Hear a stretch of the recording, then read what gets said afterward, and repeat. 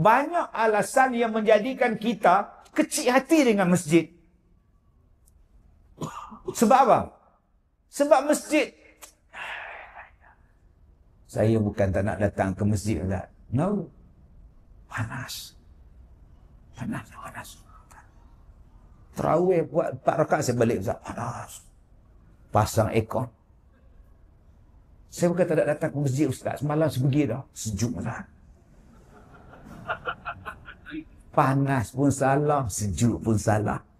Kenapa kita dengan masjid terlalu sensitif sangat? Saya bukan tak nak ke masjid, Ustaz. Hari tu saya pergi kuliah, Ustaz. Ustaz apa tak mengajar? Bukan dia mengajar, Ustaz. Dia hentam orang, Ustaz.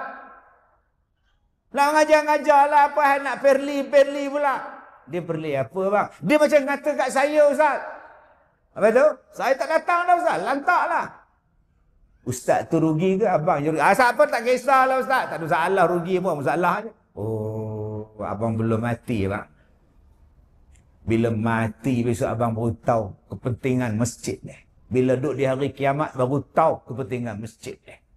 Kenapa yang susah nak sembahyang? Jauh, Ustaz. Ustaz bayangkan rumah saya flat tingkat 20, Ustaz. Nak turun tu, lift. Tahu dah lift, nak nunggu lift tu. Nak datang pula, Ustaz. Oh, jauh, Ustaz. Bang, lagi jauh pahala dapat banyak, bang. Lagi jauh abang dari masjid, menapak kaki abang. Lagi jauh pahala, bang. Lagi banyak pahala abang dapat, bang. Ni malam ni saja. Tuan-tuan parking di mana? Ujung.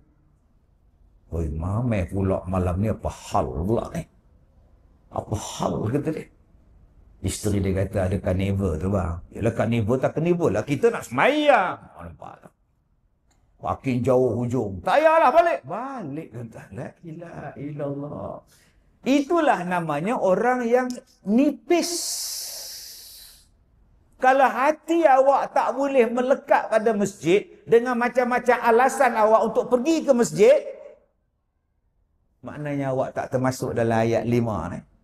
Bahaya, tuan-tuan. Kita berada dalam zon bahaya. Ada yang beratur mengambil makanan viral. Tengah panas beratur. Pusing macam ular kena pukul. Apa sahaja orang tu beratur panjang? Itu viral tu. Donat viral. Bila dia beratur? Daripada pukul 5 pagi. Bukanya pukul 10.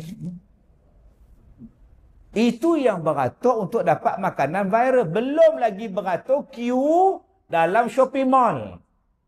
Bukan kedai Islam pun tak tahu pun is halal ke tidak. Yang dia tulis no pork, no lard. Begini. Duk tengok mana kursi kosong, mana meja kosong. Berapa jam awak nunggu? Sejam setengah, Ustaz. Tak apalah, janji benda sedap, Ustaz. Tekak, Ustaz. Tekak, kata dia. Yang masjid ni parking jauh sikit. Tak payahlah. Aku dah kata abang dah cakap jangan datang, kau nak datang. Nah, parking jauh. Nampak? Alasan. Tu yang kau beratur dekat supermarket tu, dekat shopping mall tu, hanya nak beratur makanan viral saja. Tak yang masak tu halal ke tidak, kau tak tahu. Sanggup dia. Yang masjid ni halal. Kau semayang dengan imam dapat pahala.